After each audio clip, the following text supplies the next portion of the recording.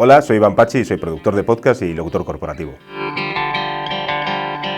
Me dedico básicamente a ayudar a empresas o medios de comunicación o personas que tienen un proyecto, pueden ser personas independientes, a que puedan crear contenidos de una manera, a través de un formato sonoro que hasta ahora no podían llevarlo a la radio.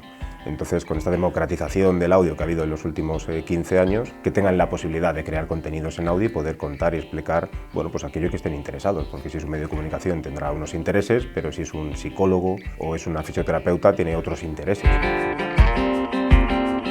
La parte creativa no es tan creativa, sino que es más de empatizar con quien te contrata, si acaso es que empatizas.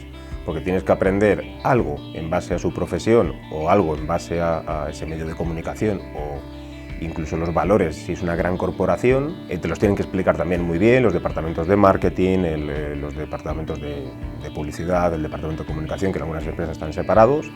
Aprender muy bien qué es lo que te tienen que, o qué quieren contar y qué es lo que les apetece contar, y tú empatizar, y a partir de ahí sí empieza el proceso creativo, pero existe un trabajo de documentación y de generar confianza también con la persona o la empresa que te contrate.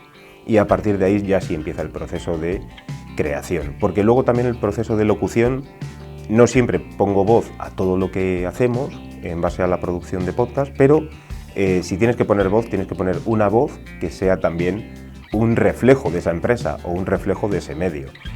Porque no todas las empresas ni todos los medios quieren trasladarlo del mismo modo. Hay algunas empresas que quieren un tono más divertido, más dicharachero, un poco incluso más canalla, y otras que quieren que seas, bueno, pues muy serio. Sí.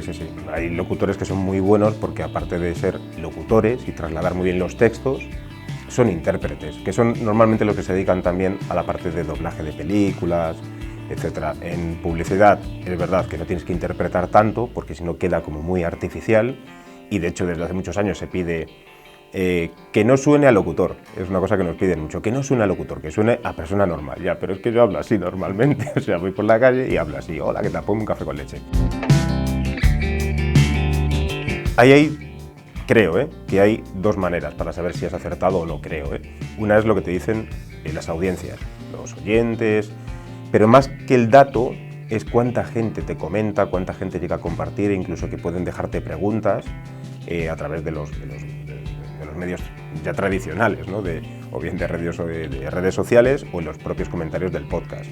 Es una buena vara de medir si el podcast está teniendo, digamos, que está llegando al público que tú quieres. Y es verdad que hay trabajos que son muy gratificantes, que posiblemente son los peores pagados y también aquellos en los cuales trabajas mucho más. Pero sabes que cuando lo escuchas, definitivamente todo el producto, todas las locuciones, todas las personas que participan en ellos, es cuando realmente dices: pues es que ha quedado muy bonito. Y a lo mejor económicamente no ha llevado a nada, pero te sientes bien. Y luego, si funciona, yo creo que es un doble combo, te quedas muy contento con ambas cosas. Más del 90% de los podcasts que empiezan hoy en día no duran más de 4 episodios. Entonces eso ya te dice mucho. Las temáticas más demandadas a día de hoy, un poco cómo está la sociedad, etcétera, son psicología, salud mental, etcétera. Casi seguro que yo no empezaría hoy a hacer un podcast de salud mental, porque ya hay mucho. Ahí sí que ya han aparecido muchos, incluso de gente que lo puede dejar, etcétera. Creo que me lo llevaría a un terreno, creo que más político, fíjate. Creo que hay poca información política, hay mucha opinión política, pero poca información política. Y puede resultar extraño que hoy en día, con todo lo que hay, creo que hay poca información política que, digamos, que esté contada sin sesgo político. Ya lo veremos en los próximos años. Con esto de la inteligencia artificial va todo muy rápido. Ya sabemos que hay inteligencias artificiales que pueden replicar nuestras propias voces. Puedes entrenar una inteligencia artificial y que coja tu voz y sea tu voz mediante textos que le vas dando, y es tu voz o muy parecida. Y también lo hemos visto con vídeos. De momento sigo viendo más avanzado el vídeo y, por supuesto, ya la fotografía, etcétera, que la voz. Porque yo de verdad que puedo locutar un audiolibro o puedo locutar un podcast de una manera plana, pero tengo ciertas inflexiones de la voz que a día de hoy la inteligencia artificial de momento no puede hacer. En mi trabajo la propiedad intelectual, como entiendo que el de muchos compañeros y compañeras, es un terreno complicado desde entender desde el punto de vista de que la mayoría de los creadores de contenido, al menos en el formato podcast, no están muy puestos. Por lo tanto, Cuando te preguntan y te piden para crear un proyecto o un producto, se lo tienes que explicar. Lo habitual es que te digan, ¿y qué músicas vas a usar? Y le dices, no voy a usar músicas comerciales porque no puedo usar músicas comerciales, salvo que las quieras pagar.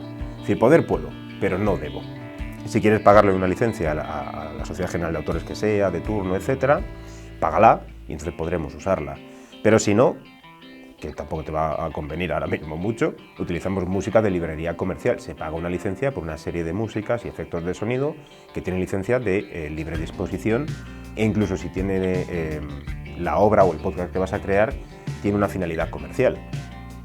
Y por eso no hay ningún tipo de problema, incluso puedes rectificar las obras, etc. A partir de ahí, cualquier cosa es un problema. Cualquier uso de una música no se debe usar, pero tampoco puedes utilizar recursos de televisión sin pedir permiso a las televisiones y pagar, o a las radios, y pagar por el uso que ellos tienen de sus entrevistas, etc. Y eso tiene que quedar muy claro, que no todos los creadores lo consiguen entender de ese modo. Y luego está la otra parte, que nosotros como creadores de podcast también tenemos que registrar nuestras obras por si ocurre eso. Si tienes una entrevista con un personaje popular o una persona que puede decir muy buenos titulares y muy buenas cosas, tu obra debería de estar registrada. Y si lo utiliza una televisión, debe pagarte por ello. Y si lo utiliza una radio, debe pagarte por ello, porque ya hay, digamos que hay X personas que no quieren ligarse con alguna televisión o ligarse con algún medio de comunicación y pueden aparecer ahí sin permiso suyo, porque tu obra no está. Después entrarán y oye, pues quítame, no sé por qué me has puesto, etcétera. Pero de momento ya han aparecido.